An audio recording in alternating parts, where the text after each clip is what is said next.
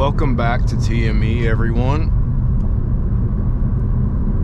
To something that I thought I might do as an experiment. My previous video was, I guess, my first attempt to try this new thing. What I want to call it is an organic conversation with no agenda. So that's kind of the theme of it. And what happens is I just kind of open up to you guys and speak in an organic way. That means I've got no barriers, I've got no walls, I've got no secrets, I've got nothing to hide. I'm not putting up any fronts.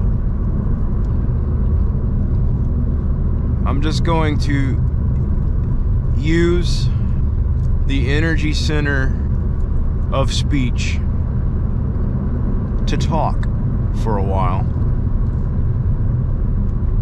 You're invited to join me. That's why I'm calling it an attempt to have an organic conversation. If nobody responds, then it's not really a conversation. It's just an organic monologue, which is what I've been having for a very long time now.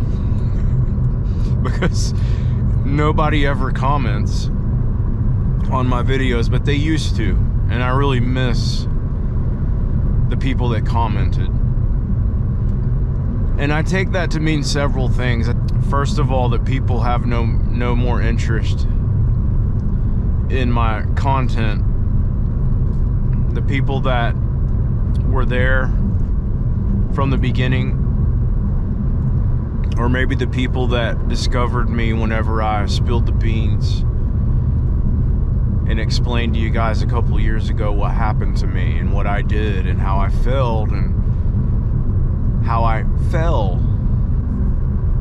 Well, the previous video that I posted, there was actually a comment, so that gave me some hope. And it made me think, okay, maybe I should make another one of these.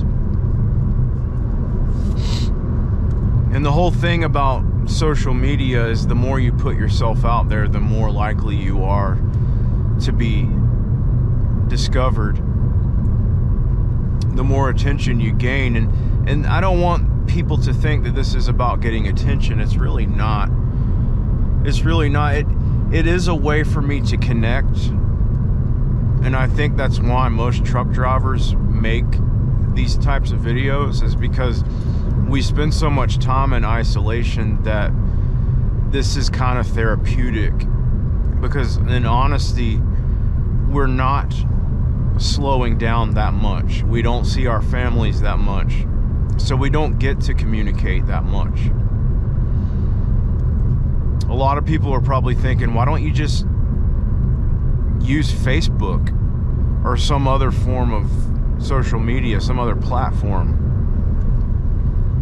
YouTube's not really meant for stuff like this. And you have a point. I can see where you're coming from with that, for sure. I'm not trying to sell you guys a product, and I'm not giving you my take on politics or religion. Well, I kind of have given you my take and just shutting it down right away and letting you guys know that I'm not interested in any of that stuff. My genre on this channel has primarily focused on what it means to be a human being in this world that we live in. And things I've shared relate to the discoveries that I've made, and I've attempted to elaborate to you guys on how the things that I have found have really helped me out and helped me discover more about myself, but also helped me understand how the human psyche works and understand what life really is at its core, what it emanates from. But going back to the comment that this person left, I just want to say, first and foremost, thank you for taking the time to watch my video. I don't know if you actually listened to anything I said, but you listened to enough of it to come to a conclusion to base your comment on.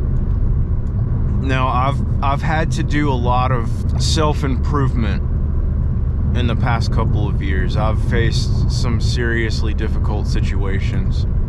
And I have mentioned in the past that if you're gonna put yourself out there on a social media platform and show people who you really are, then you should come to expect criticism. You should come to expect speculation from somebody else's perspective. And I've tried to explain to you guys in the past about how in tune I am with myself, how that can actually be a curse. I think in its purest form, it's actually a gift if you know how to use it in the right way. And I will be the first to admit to you guys that I haven't. That doesn't come from bad intentions. It just comes from a lack of knowledge, understanding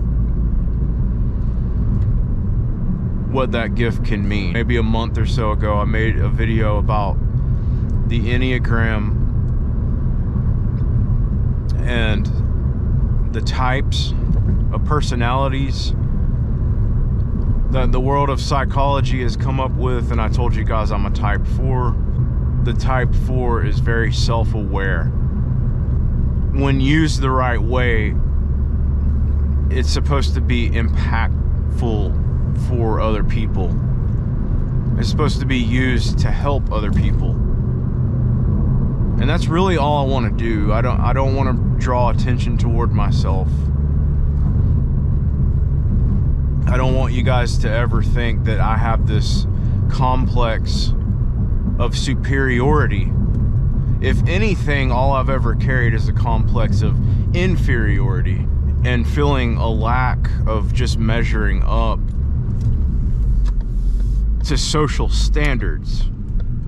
A lot of the reason why that is just because I'm an extremely deep person,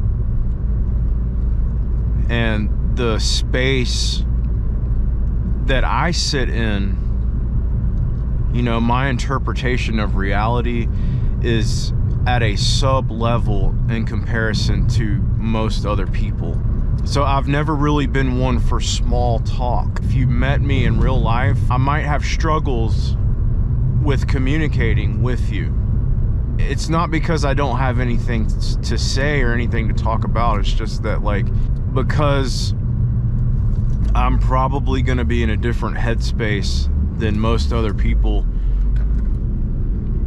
I struggle with connecting. And if I were to actually say some of the stuff that I'm thinking out loud, then it might make people uncomfortable. And that's why I do this on video, and try to avoid doing this in real conversations. But again, going back to the comment, what the person said, from what they said, I don't know if they were being serious or if they were joking or what. If they were joking, then I think it's pretty funny. And if they were being serious, I still think it's funny. But it says a lot about the impact that I might have on other people whenever I start talking. And some of the things that I choose to share. What do I mean by that? Well, if the guy's being serious, then he thinks that I'm on drugs.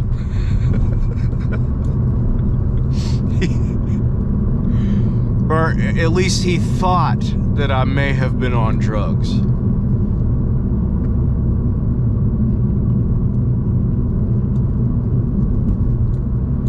Which is kind of crazy to me, because I'm actually, you know, if I were to piss in a cup right now and you were to take it to a lab and do a test on it, I don't know of any other analogy to come up with, but my piss would be as clean as the carbon footprint of an electric vehicle. You know what I'm saying? Like, I'm actually 100% sober. I've been 100% sober, not counting the THC, the legal THC that I did a couple years ago.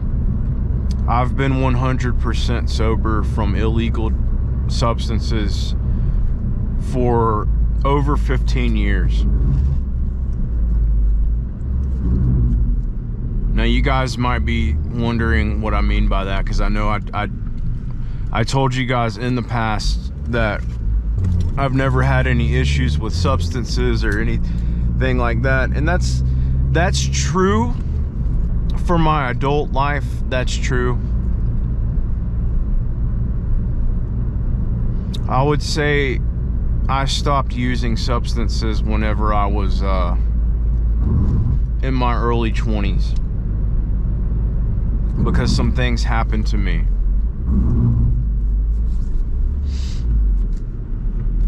Back then. And I mean, if I really wanted you guys to know all the details, then I should just write a freaking book, right? Like, stop making these hour-long videos on YouTube talking about this stuff. Just write a book, and whoever really wants to know will read your book. Well, honestly, I would do that. If I had time to do that, I would do that. But I'm too busy driving a truck to do that. So it's just easier for me to make these silly YouTube videos, attempting to have organic conversations. The no agenda part, well, I don't have any agenda, and I'm not trying to influence you in any way or change your feelings on anything that you already think or feel with. So when I say no agenda, yeah, I'm comparing it to things like media, news, stuff like that. The sources that humans turn to and actually become dependent on because of the way that it impacts them, influences them. And if you want to look at it like that, then you could say that just about anything can become addictive. Just about anything could be a substance. Depending on what it is and its intentions, it could be a dangerous substance, a dangerous addictive substance. Look at how the news impacts society. They're not doing that to help you in any kind of way, mentally, emotionally, psychologically. They're doing that because it makes them money. This, in turn, has made me absolutely no money, yet I've invested a lot of time and a lot of energy, a lot of focus. It's unfortunate that a lot of this focus is on myself, and I don't want it to be like that. Like, I honestly, you guys, I'm kind of sick of talking about myself. And I know you guys are tired of hearing me talk about myself. But yes, in my late teenage years, in my early 20s, yes, I did. I used all kinds of different drugs way back then. I'm 40. I just turned 40, so I would say that like that earlier half of my life, I've already kind of broken it down for you guys and explained that my father wasn't in my life in those really, really important years that I should have had some kind of male authority figure. I didn't have any of that. I dropped out of high school in 9th grade. I started working full-time when I was 15 years old. You know, I lied to my mom and told her I was failing all my classes in high school. And I told her that I wanted a car and I was willing to go get a job and start working full-time to get a car. This was like back in the year 2000. And so she believed me and she let me drop out of high school. Sure enough, I went and got a full-time job. I worked in Atlanta. Bought a car and started working full-time. I worked in an auto parts warehouse at the age of 16. I actually started it when I was 15. Worked there when I was 16. Drove to work every day like an adult. I wanted to be an adult so bad. That actually happened before I started using any substances. But yes, in between the year 2000 up until the year 2010, I was using all kinds of different things.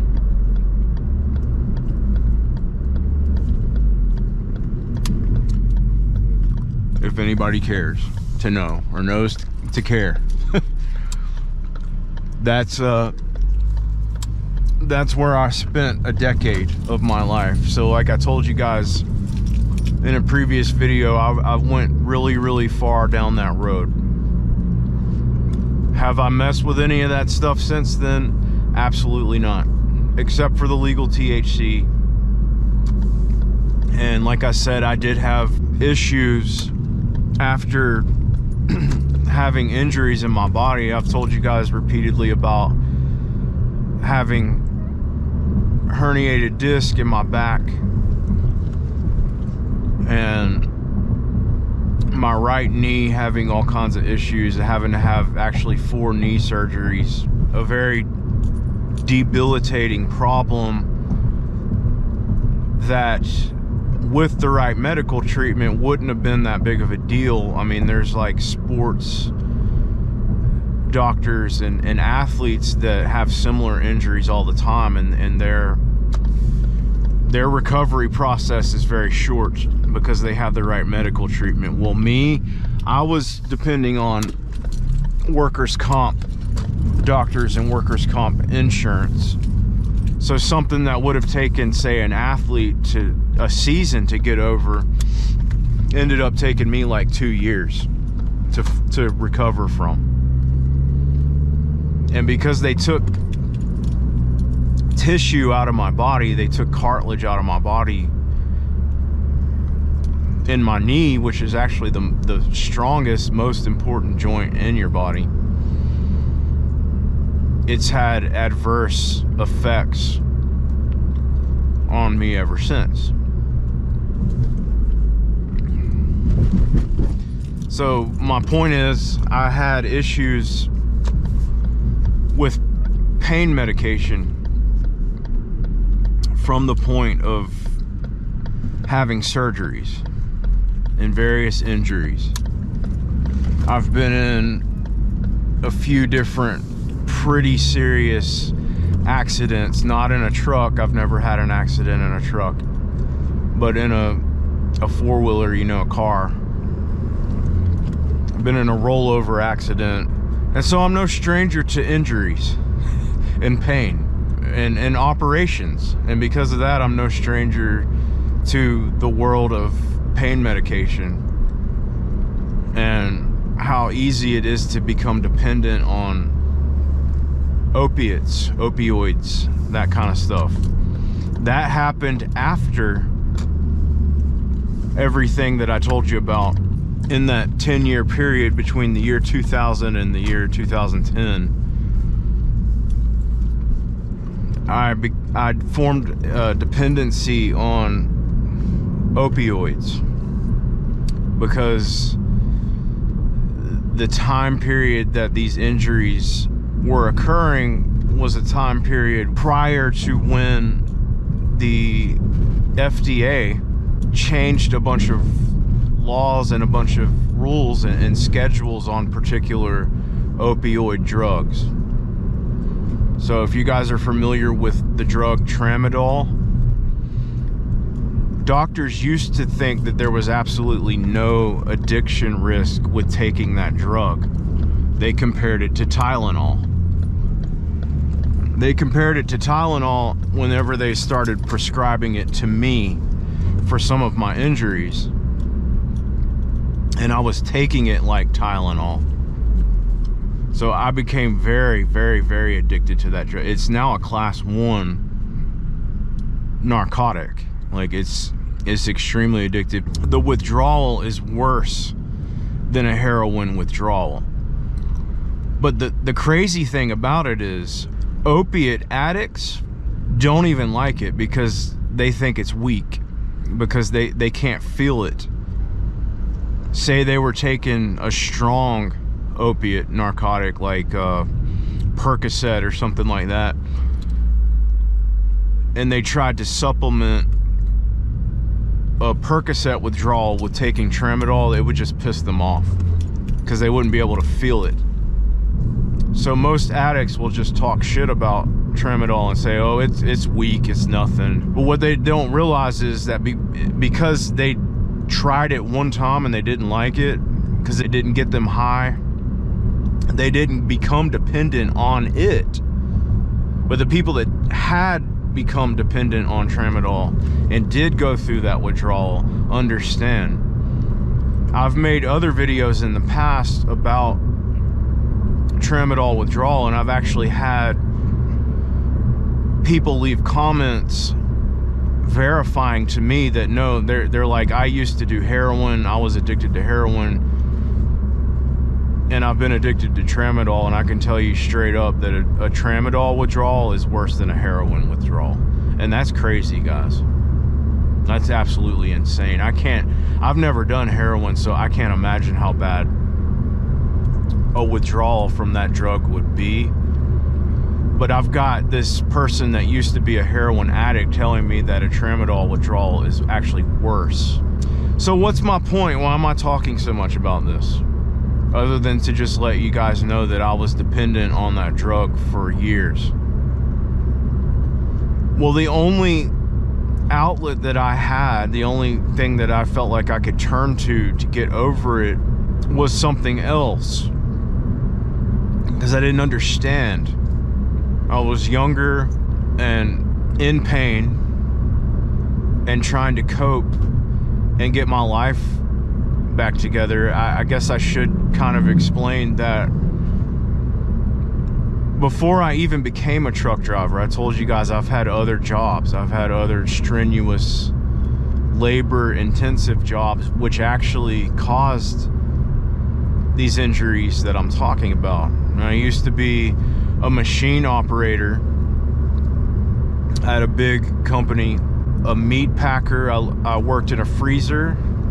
I had to work on a production line and pack frozen hamburgers into boxes all day in a freezer. All that twisting, that repetitive motion, that actually caused my first back injury. After that, I became a cable and satellite technician. I used to climb telephone poles and hook up cable taps, run cable line from the taps on the poles directly to the houses.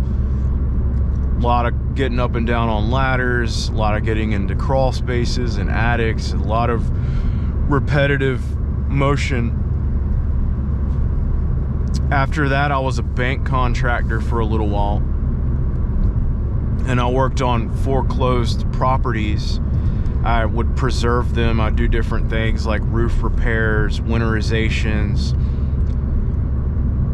anything to keep the value of a property from degrading over time. And I did that for various banks. There's a lot of details that I won't go into about that job, but basically it was a lot of like construction stuff, minor repairs, and maintenance on homes that were bank owned, that were either in the process of going on the market or post foreclosure status. We had to do a lot of eviction cleanouts. But I actually was up on a roof one time. We couldn't tell by looking at it, but the roof was actually rotted, and I stepped in the wrong place and went through the freaking roof and fell onto a concrete slab beneath the roof. And that, I think that was the initial thing that messed my knee up. After that, I got a job working with a company that contracted with DirecTV, installing DirecTV satellite. I was 2 weeks into training, got up on a ladder. Funny thing is, we were installing a satellite dish at a fire department, like a fire station. And I got up on their roof. They had a nice flat roof, and we weren't allowed to walk on roof. It was like a company policy. They didn't let us get up on roofs. But in this particular situation, the roof was pretty flat, and I had to get over to their power mast to do some measurements to figure out where we were going to put their dish at. This was back in 2014, I think. The guy that was training me, he's like, I don't want you to walk on the roof, just slide over there, but don't stand up and walk on the roof, because they were real paranoid about that. So I kind of crab walked along the roof, and I ended up like bending my knee inward and at a bad angle, and I heard something snap, and it hurt, but I didn't think anything about it. So I climbed down the ladder, and he was standing there at the bottom of the ladder, and I bent over to pick a tool up or something, and then after that my knee was locked like this. I couldn't straighten it out. It swelled up like a freaking balloon. That was the beginning of the process that I had with my knee.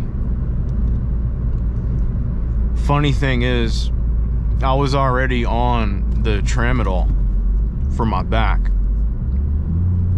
My doctor was still prescribing it to me. So at that point, you know, a lot of the pain and I guess a lot of the signals that your body would send you, something's not right in your body. I just didn't feel it because I was already taking tramadol. But I felt that whenever that happened, I felt it.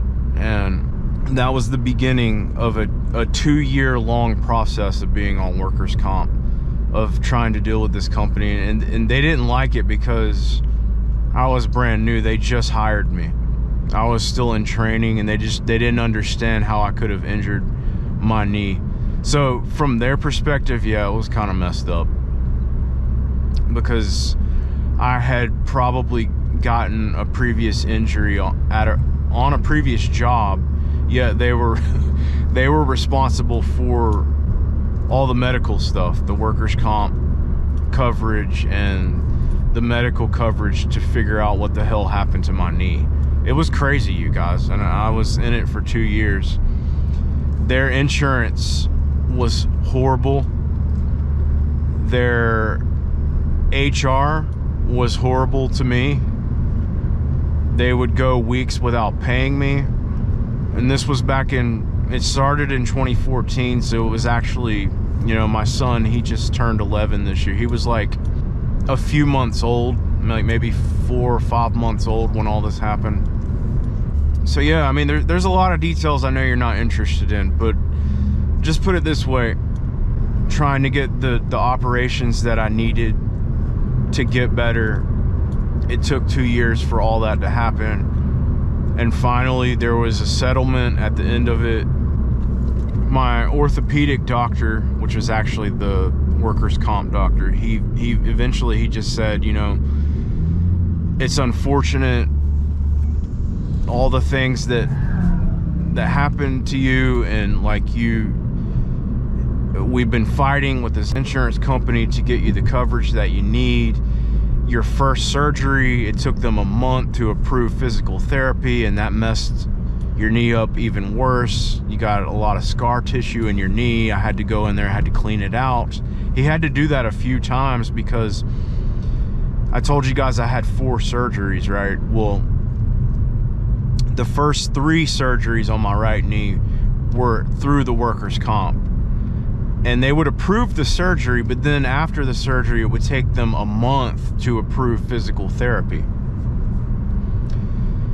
And if you know anything about, especially surgery on your joints, you have to start physical therapy immediately after. If you don't, you're going to get scar tissue and you're going to have all kinds of problems.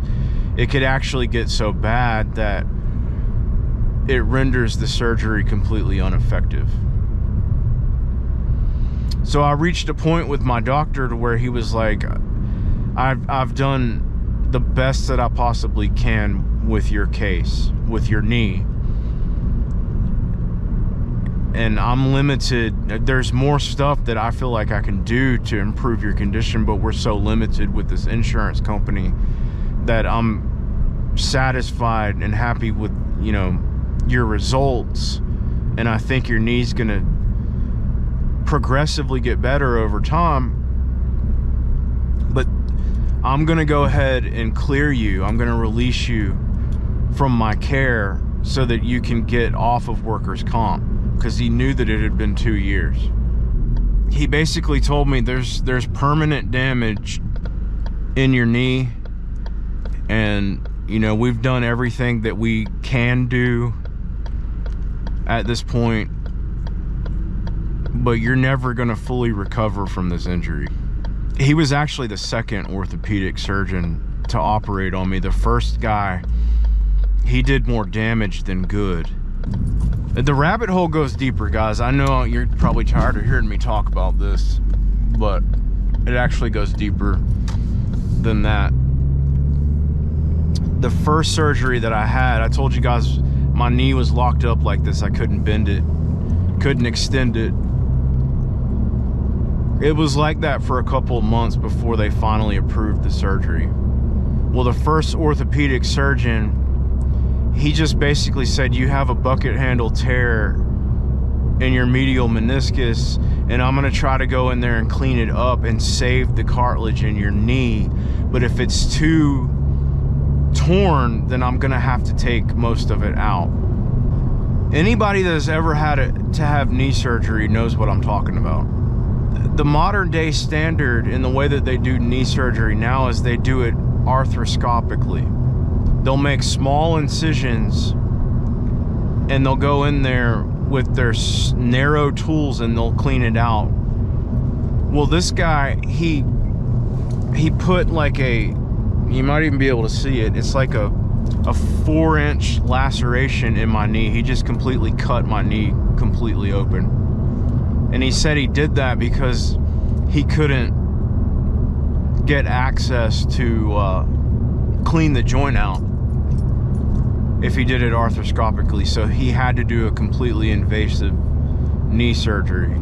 And my second opinion doctor, the one that did the last 3 surgeries on my knee, said that what the first doctor did was archaic, that they stopped doing that in the 70s. But this guy, not trying to sound racist or anything, the first surgeon that operated on my knee, he was Middle Eastern, and he is probably familiar with practices, Eastern practices or something. I don't know where he got his medical degree or anything else, but my second orthopedic surgeon said that what he did was not right. And it took a year for my second doctor to discover it wasn't just my medial meniscus in my knee, it was my ACL that was also torn. Because the first doctor did the first surgery, and I kept telling him, like, I don't feel better, I'm still in pain, I'm still hurting. Even after a couple months after he did the surgery, I was like, I don't feel like you fixed it. Like, I'm still in a lot of pain. Well, the first surgeon, he acted like I was lying. He wanted to act like I was lying, like I was trying to make a big deal about something that wasn't a big deal. So that's when I had to hire an attorney. And the attorney found a better doctor for me to go to. And it took that doctor a year to finally say, okay, I'm actually gonna open your knee back up and take a look around. It took a year. He had to do an MRI, which took a long ass time to get approved because they didn't want to pay for another MRI. They had already done surgery and they were thinking the same thing. Well, this guy's trying to pull our leg, like he just wants to get a free ride. Well, it took a year for him to go into my knee, the second doctor, And that's when he realized, he's like, oh my God, his freaking ACL is gone. So they had me doing physical therapy. They had me in recovery, trying to get better. The whole time my freaking ACL is not even there. Your anterior cruciate ligament. It's a ligament in your knee that you kind of need to have support and stability in your joint. When you shift your weight around on your knee, you need that ligament there to keep your knee from shifting, especially if you don't have cartilage. He never actually said it. My second orthopedic surgeon, he never actually said it. He hinted around to it, that the first surgeon, when he cut my knee open like that, he actually cut straight through my freaking ACL. Like clean through it. He said that there was an incision in it and it was a clean cut. And we didn't realize this. We didn't realize this until way after the fact. So that's why I had to have 3 knee surgeries on workers' comp. And he ended up doing it's called a cadaver graft ACL replacement surgery. So basically they took the ligament from a dead body and they put it in my knee. And it took months and months and months for me to recover from that. So that's basically the story of my knee. I know most of you probably didn't want to hear that. That was before I started driving a truck, like right before. And like I said, there was a settlement at the end of my workers' comp claim, and that's actually what paid for my CDL training. I paid my way through truck driving school. That's how I did it. So at some point, the doctors that I saw had released me, and they're like, okay, you're just gonna have to learn how to live with pain from now on. Because to some degree, you know, with you not having cartilage in your knee anymore, the joint itself, it's no longer symmetrical.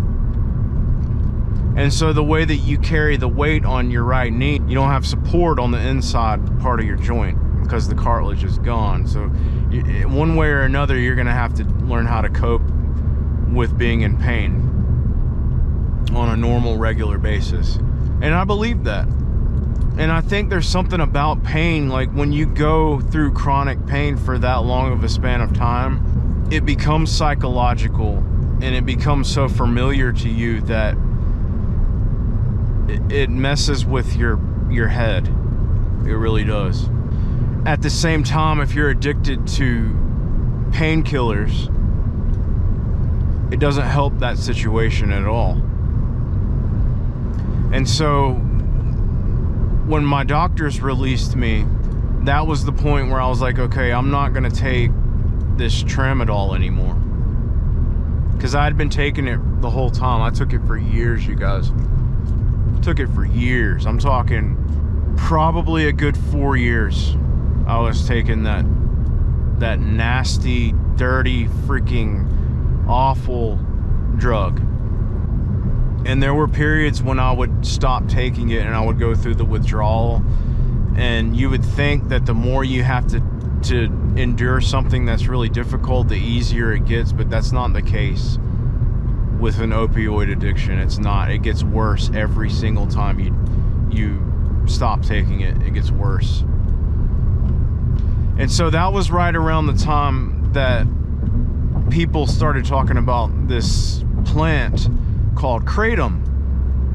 It was when it first started getting known in this country, because this plant is from the Far East. It's grown in like Indonesia and the jungles and the South Pacific. That's where this plant comes from. And it is a naturally growing opioid. And there was so much debate over it when it first hit the market in America. And the FDA tried to outlaw it several times. And it's still illegal in some states. But me,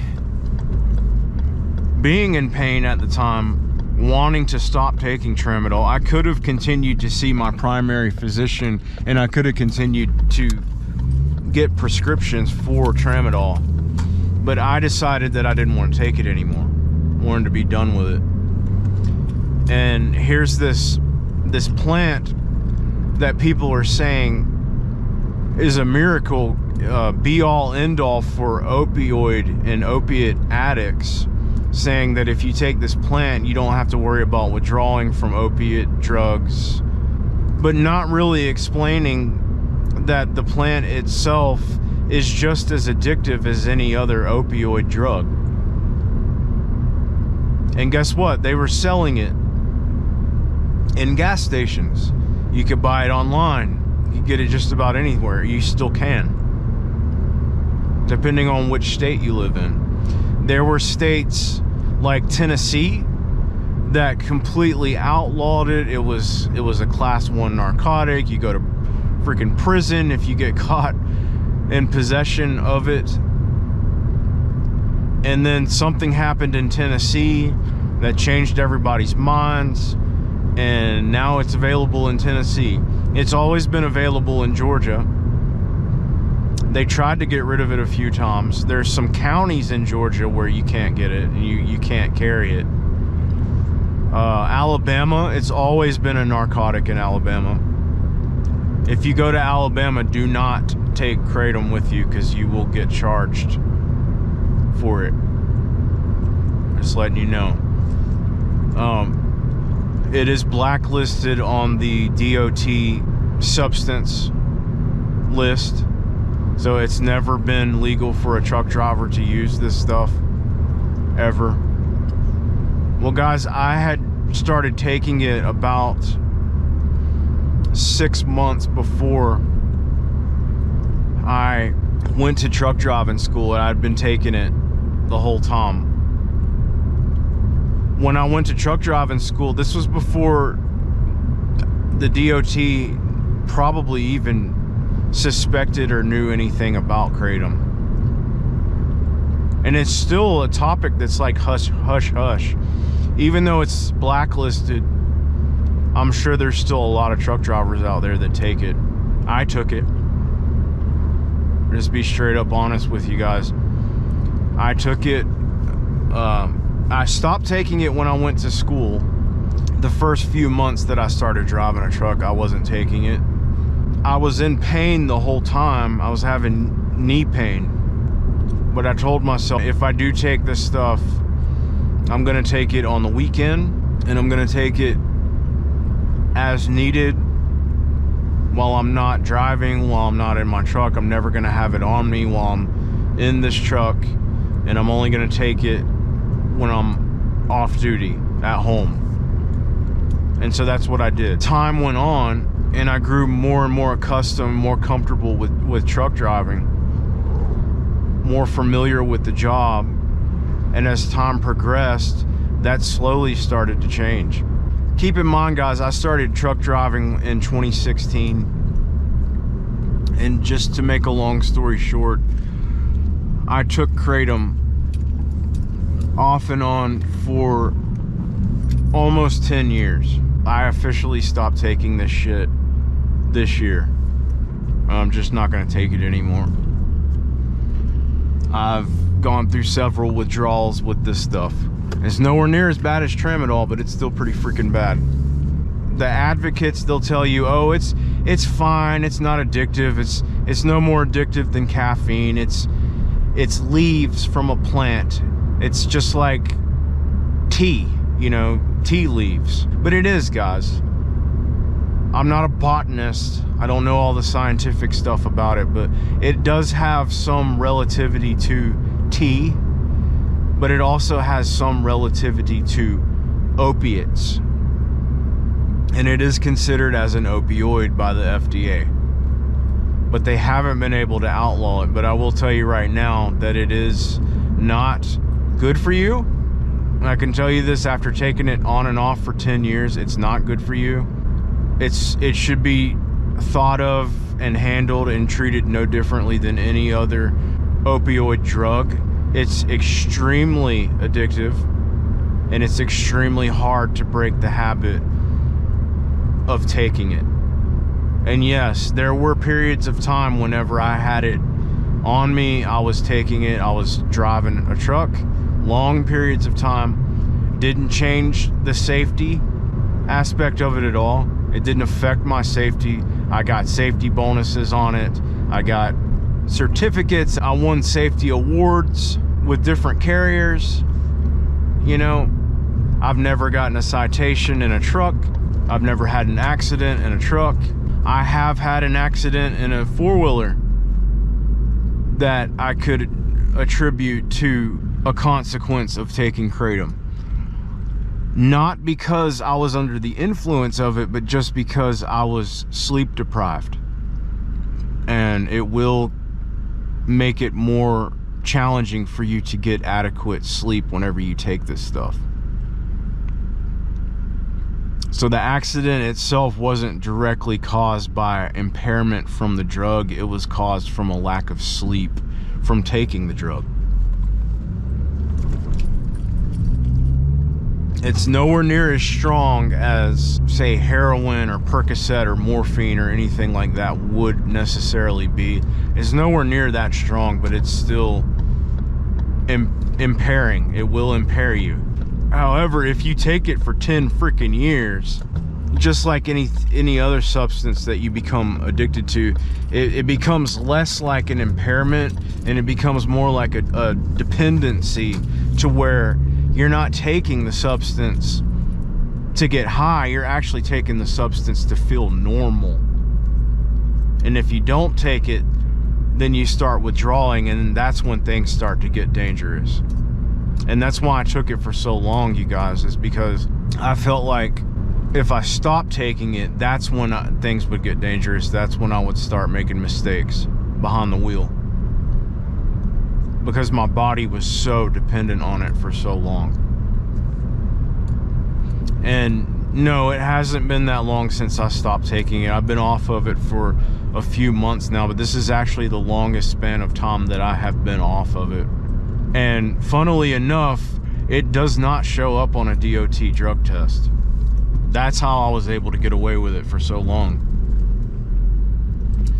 So, to the guy that left the comment, because good grief, I've been talking about this for a long time. The guy that left the comment, he said, you seem to be a lot more happy, laid back, and chill since you stopped all the drugs. And guys, you might be a little bit more intuitive than you would ever care to give yourself credit for, because this guy, he's actually watched me enough to see a difference in me and know that I'm not exactly as uptight or wound up, edgy, rigid as I was last year. I was taking it the whole time last year. I was taking it. After I failed the drug test, I stopped taking it for quite a while. And that was a good motivation to make me stop taking it. But I started taking it again. I did, I'll be honest with you, because of the knee pain. And last year I was doing flatbed, and that was extremely hard on my knee. I had no health insurance. I couldn't go to a doctor to get my knee checked out if I wanted to. But I was still doing my job every day. I had to. I had no other choice. I had to grin and bear it. I had to get through it. And so, yes, I picked it back up and I started using it again.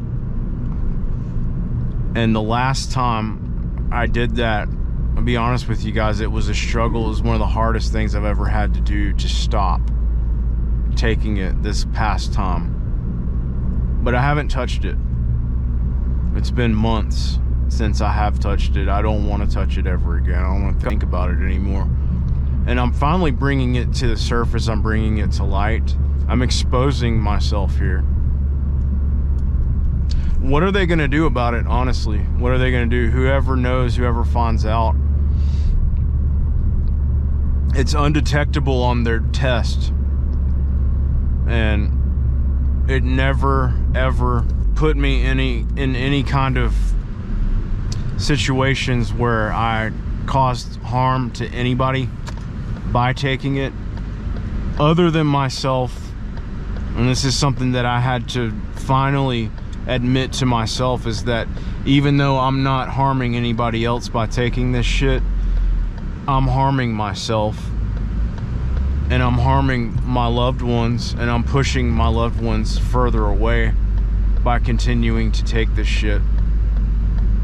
So it's like either you deal with the pain in your body every day and you learn to live with it and you find better ways to manage it, or you have to one day wake up and face the unbearable pain, the unbearable truth that you've been sedating yourself, numbing yourself for years and years and years and years and years, and you've been missing out on life this whole freaking time.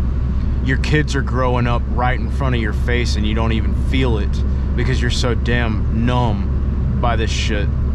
It's sucking the life out of you. You don't know joy.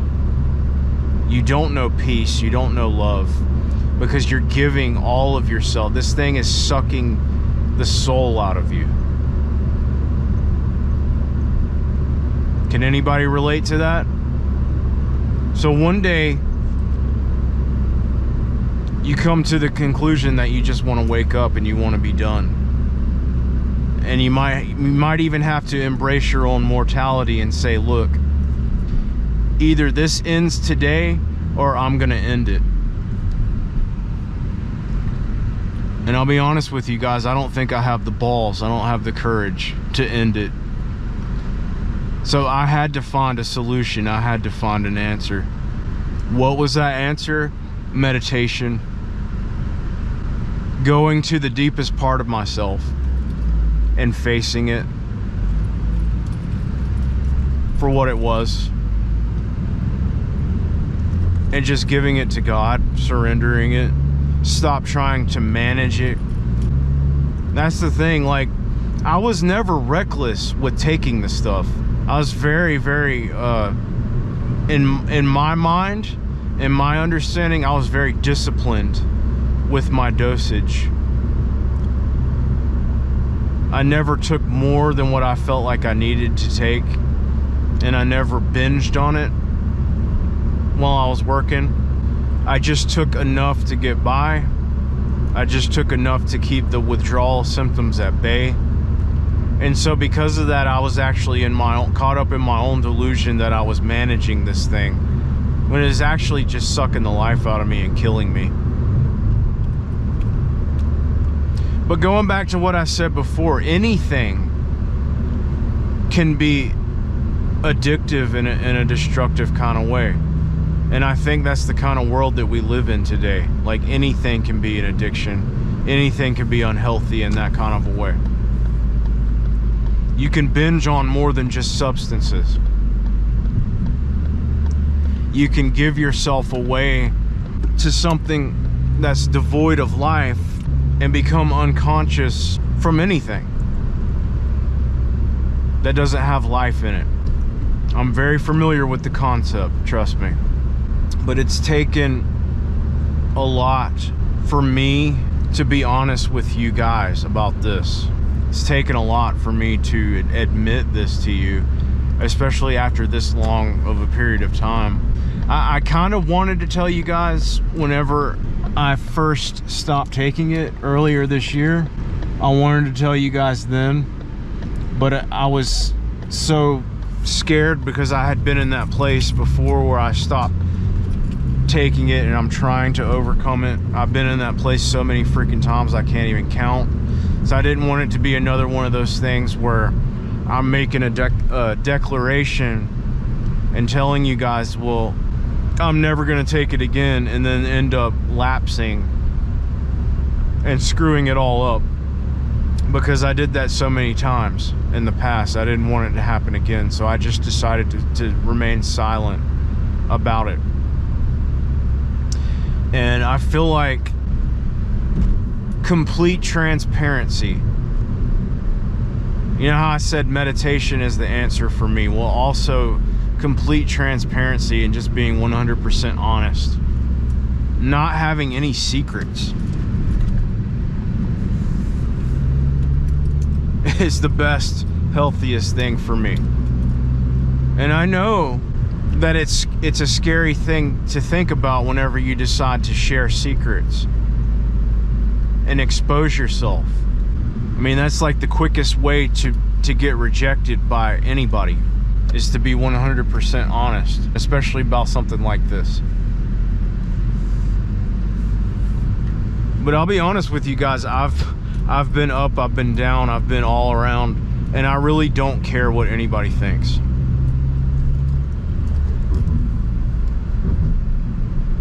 I don't care what anybody thinks.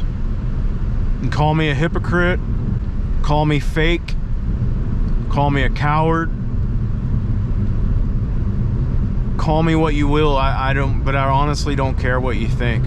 I just want to be free. Just like I said in my last video, I want to be free. I don't have to be right. I just want to know what truth is.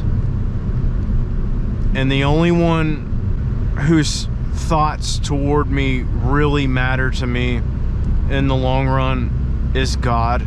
Because whatever God declares over me is my reality. And my children and my wife. Like, honestly, those are the only people in my life. Their belief in me and their thoughts toward me and their emotions toward me do matter to me the most. Outside of God, you know. My biggest fear is disappointing my children and disappointing my wife. That's my biggest fear. Outside of that, I don't really care. I don't care what the FMCSA thinks. I don't care what my employer thinks. I don't care what anybody thinks. I don't care what the algorithm on YouTube thinks. I'll keep talking. I'll keep sharing. I'll keep these conversations going. And just hope that somewhere out there, there's somebody that can respect me for being completely honest. Like I said at the beginning of this video, I'm a very, very deep person. And there's a lot of stuff down in there. There are things that I still haven't discovered about myself subconsciously yet. And that's probably not all of the secrets that I have. It's a big one. It's a big one to finally come out and reveal and share with the world. Say, hey, ever since 2001, I've always been addicted to some kind of substance, whether it was something as seemingly benign as nicotine. Because I shared with you guys in my previous video that I quit using, that I quit vaping. I still have a nicotine patch on right now, but I'm gonna quit. I mean, if it's up to me, I'm gonna quit everything. If it's up to me before it's over with, I'm not even gonna want to use caffeine anymore. I'm gonna stop drinking Coke Zero. Why? Because I want to experience pure consciousness. I got a taste of it, and I have to say that like one drop of pure consciousness and that strong of a rooted connection to God outweighs any substance that you could ever be addicted to. And once you taste and see how good that and pure and true that connection with life can be, you don't want to go back.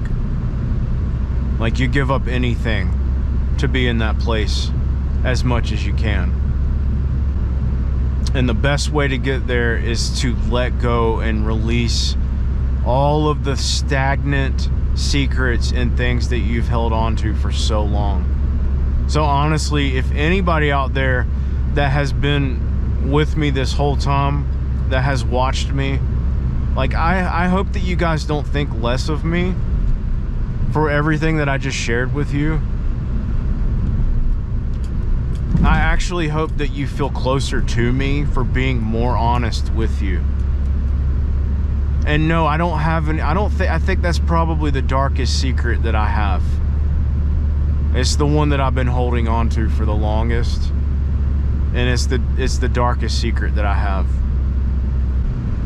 I've been an addict since 2001, and I finally let go of it this year. And I know that's not saying much because it hasn't been that long. I'm not saying that I won't be tempted in the future, but I am saying that I'm being 100% transparent about it finally. And I don't care who knows anymore. I don't have anything to prove to anybody. I don't have anything to prove to any administration or organization. My honesty means more to me than my job security. Why?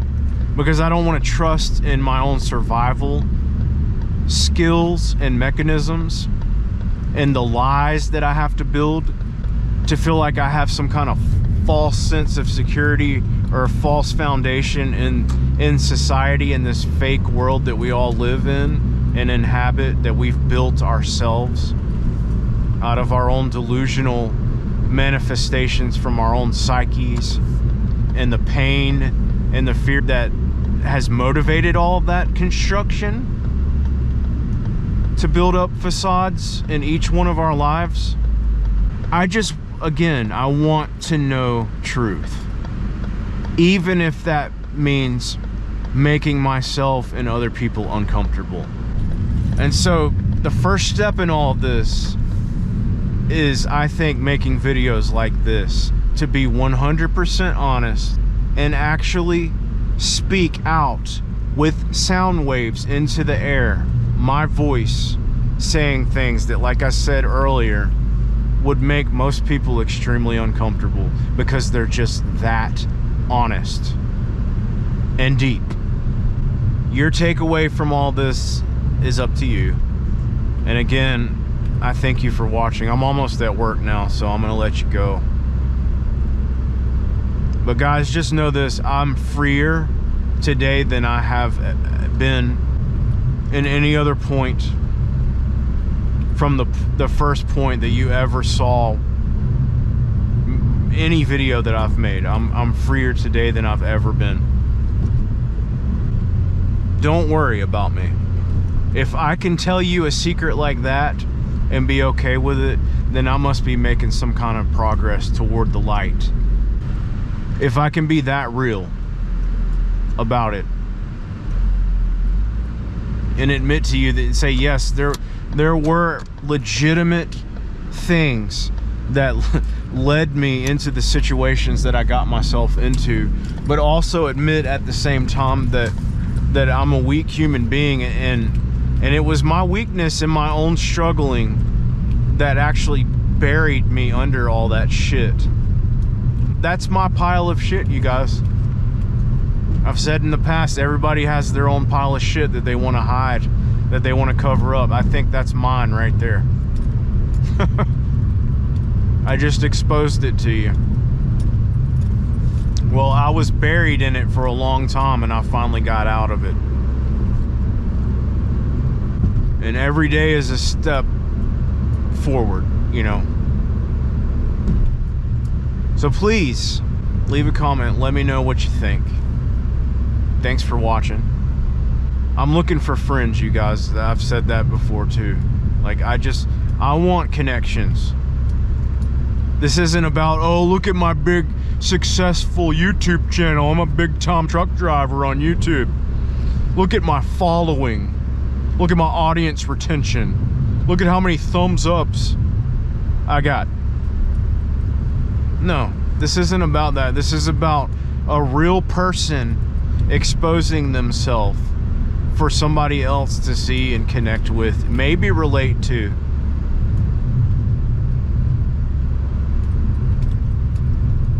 In the form of digital media for all to see.